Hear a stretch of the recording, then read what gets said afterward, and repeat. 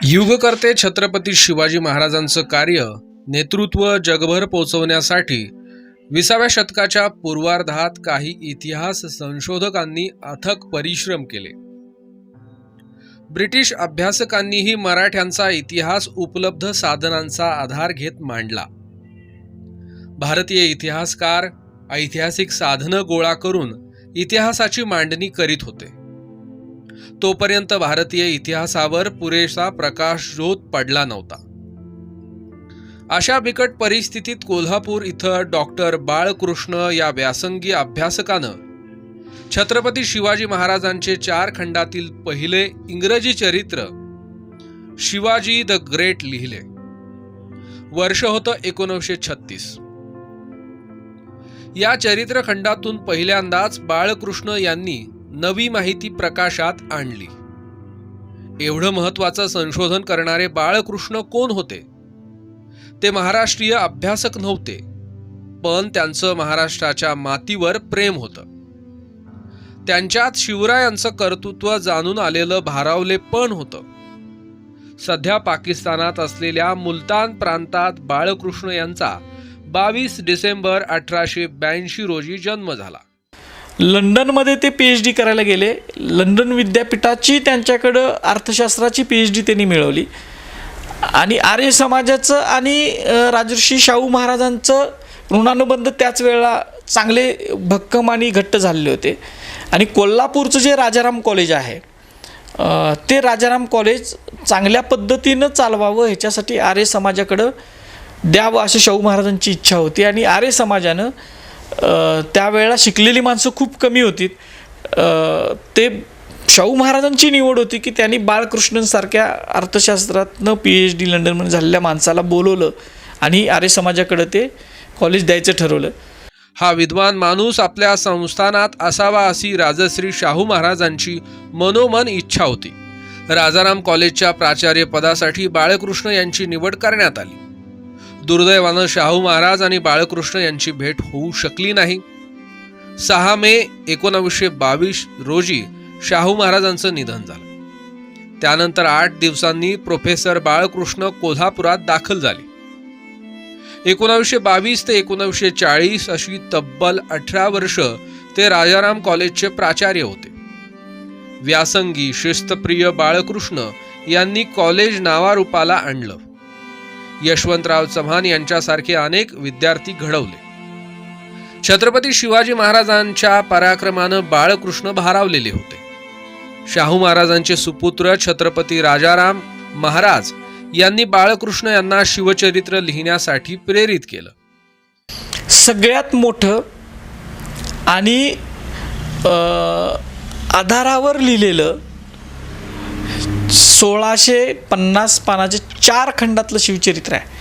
त्याचं नाव आहे Shivaji the great. Shivaji the ग्रेटचे 4 व्हॉल्यूम आहेत. कोल्हापूरमधल्या म्हणजे खरं तर ते मुलतान पंजाबमधले म्हणजे आजच्या पाकिस्तानमधला माणूस लंडनमध्ये जाऊन PhD करतो. कोल्हापूरमध्ये येऊन तो प्राचार्यपदावर राजाराम कॉलेजसारख्या त्यावेळेच्या नामवंत कॉलेजची प्राचार्यपद सांभाळतो. आणि त्याचबरोबर कोल्हापूरमध्ये आल्यानंतर त्यांना ह्या सगळ्या महाराष्ट्र कोल्हापूर आणि त्यावेळेला महाराष्ट्राचं राज्य नव्हतं, पण हे सगळा जो भाग होता बॉम्बे प्रेसिडेन्सी आणि हे आणि कोल्हापूरचं छत्रपतींची गादी, त्यांना उत्सुकता लागली की व्हॉट इज शिवाजी, म्हणजे शिवाजी म्हणजे काय. आणि त्यातून त्यांनी अभ्यास करायला सुरुवात केलं. आणि त्या अभ्यासातून त्यांच्या आयुष्याची शेवटची 10 वर्ष, बाळकृष्ण काही खूप जगले नाहीत, 50 वर्षाचंच त्यांचं आयुष्य होतं, 50-52. तर त्यांच्या आयुष्याची शेवटची 10 वर्ष ही पूर्णपणे हे शिवचरित्राचा अभ्यास करणं आणि ती साधनं जमा करणं सगळी शिवचरित्राची आणि ते लिहिणं ह्याच्यामध्ये गेली. राधानगरीतील कृष्णकुंज या बंगल्यात त्यांनी शिवाजी द ग्रेट ग्रंथाचं लेखन केलं. हा इंग्रजी चरित्र ग्रंथ 4 खंडात आहे.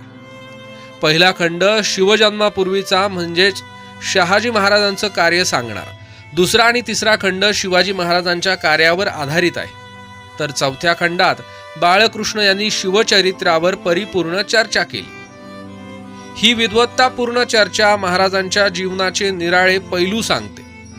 डॉक्टर बाळकृष्ण यांनी शहाजी महाराजांचा उल्लेख द किंगमेकर केलाय. स्वराज्याची संकल्पना शहाजी महाराजांची होती हे बाळकृष्ण साधार स्पष्ट करतात. जिजामाता या शिवरायांच्या फ्रेंड, फिलॉसॉफर आणि गाईड असल्याचं बाळकृष्ण सांगतात. शिवाजी महाराजांच्या युद्धनीतीवर, प्रशासनावर आणि लष्करी धोरणावरही बाळकृष्ण यांनी सविस्तर लेखन केलं. फादर ऑफ इंडियन नेव्ही अर्थात भारतीय आरमाराचा जनक अशी उपाधी शिवरायांना सर्वप्रथम बाळकृष्ण यांनीच दिली. शहाजी महाराजांचं महत्त्व ओळखणारे, शहाजी महाराजांच्या इतिहासाची साधनं संकलित करून ती अगदी उत्कृष्ट पद्धतीने मांडणारे म्हणजे प्रोफेसर बाळकृष्ण आहेत. आणि त्यानंतर त्यांनी 2 खंड शिवचरित्राचे लिहिले. म्हणजे शहाजी महाराजांचा पहिला खंड आहे तो शिवचरित्राची पार्श्वभूमीचा आहे आणि दुसरे 2 खंड आहे ते पूर्ण शिवचरित्राचे आहेत. आणि 4था खंड त्यांनी रसग्रहण शिवचरित्राचं करणार आहे तो Shivaji the man and life म्हणून. म्हणजे शिवाजी महाराज काय होते. आणि ह्याच्यातून मी खूप आता आपण अभ्यास करतो म्हणजे वाचावंच लागतं आपल्याला. बहुतांशी जी सगळी उपलब्ध शिवचरित्र आहेत आत्तापर्यंतची ती सगळी आपण वाचलेत. पण शिवाजी महाराजांची महानता ओळखणारा हा बाळकृष्ण हा पहिला संशोधक आहे असं माझं मत आहे. बाळकृष्ण यांनी डच, पोर्तुगीज, फ्रेंच यांच्याकडील कागदपत्र अभ्यासली. त्यांचा इंग्रजी अनुवाद केला. इतिहास लेखनाची कडक शिस्त पाळत पानापानावर संदर्भाच्या नोंदी देत चरित्र ग्रंथाला विश्वासार्हता मिळवून दिली. म्हणूनच हा ग्रंथ अभ्यासल्याशिवाय शिवचरित्र लिहिणं शक्य नाही. कपोलकल्पित आणि एकांगी लेखनाला बाळकृष्ण यांचा विरोध होता. अस्सल ऐतिहासिक पुरावे अभ्यासातून निष्कर्षांपर्यंत पोहोचवण्याची त्यांची संशोधकीय शिस्त होती. शिवाजी महाराजांच्या जीवनाचं समग्र दर्शन घडवणारा हा पहिला चरित्र ग्रंथ जगभर पोहोचला. शिवचरित्राचा 4था खंड प्रकाशित होण्यापूर्वीच 21 ऑक्टोबर 1940 रोजी बाळकृष्ण यांचं निधन झालं. म्हणजे महानता म्हणजे कशातली महानता तर शिवाजी महाराज हे फादर ऑफ इंडियन नेव्ही आहेत हे आपल्याला पहिल्यांदा प्रोफेसर बाळकृष्णांनी सांगितलं त्यांच्या चरित्रामध्ये. जिजामाता ह्या शिवाजी महाराजांच्या फ्रेंड, फिलॉसॉफर आणि गाईड आहेत हे सांगणारा माणूस प्रोफेसर बाळकृष्ण आहेत. आणि शहाजी महाराज हे शिवाजी महाराजांचे प्रेरक आहेत आणि स्वराज्याची जी संकल्पना आहे, स्वराज्य संकल्पक आहेत हे शहाजी महाराज आहेत हे सांगणारा सुद्धा प्रोफेसर बाळकृष्ण आहेत. एवढंच काय त्यांनी प्रोफेसर बाळकृष्णांनी चरित्र लिहायच्या अगोदरची सगळी जी शिवचरित्र होती ही सगळी शिवचरित्र ही एकतर मराठी साधनांच्या आधारावर किंवा फारसी साधनं आहेत यांच्या आधारावर होती. पण बाळकृष्णांचं चरित्र जे आहे ते परकीय साधनंसुद्धा त्यांनी रेफर केलेत.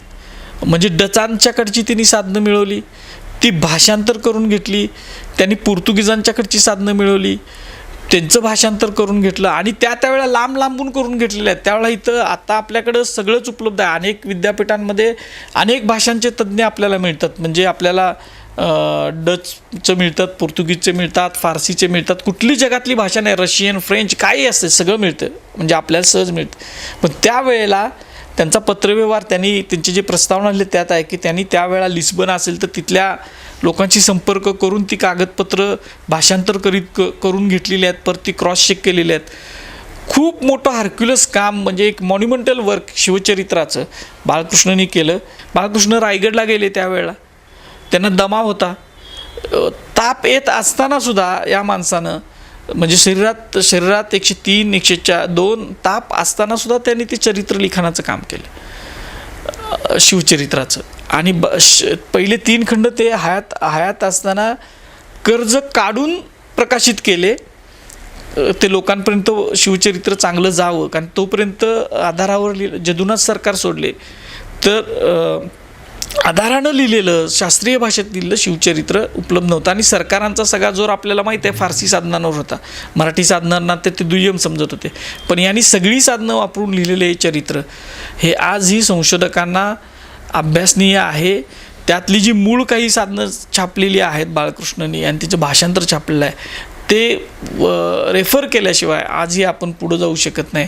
पण दुर्दैव महाराष्ट्राचं हे आहे की एवढं मोठं ॲकॅडमिक काम करून शिवाजी महाराज की जय म्हणतोय आपण, अनेक खूप गोष्टी चालल्यात, पण एवढं मोठं त्यांनी जे साहित्यामधलं संशोधनामधलं एक मोठं काम, मोठं स्मारक, सगळ्यात मोठं स्मारक केलेल्या माणसाला, आणि तो सुद्धा मराठी माणूस नाही, हा बाहेरचा आत्ताच्या पाकिस्तानमधला, आणि त्यावेळेचं ते सिंध प्रांत आणि मुलतान प्रांत असं होतं, तर तिकडचा माणूस, कुठला ना जातीचा ना पातीचा ना ह्याचा माणूस, अशा माणसानं लिहिलेल्या शिवचरित्राचं तर माहिती आपल्याला नाहीच, पण त्याचबरोबर अशा माणसाची ओळखसुद्धा महाराष्ट्राला नसावी, ह्याच्यासारखं दुर्दैव काय असू शकते.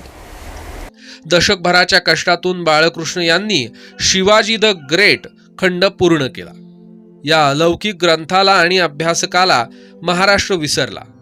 नंतरच्या काळात काल्पनिक इमल्यांवर शिवचरित्र रचणाऱ्या इतिहास लेखकांची संख्या वाढली, तर दुसरीकडे बाळकृष्ण यांच्यासारखा प्रतिभावंत इतिहासकार उपेक्षेच्या अंधारात गडप झाला.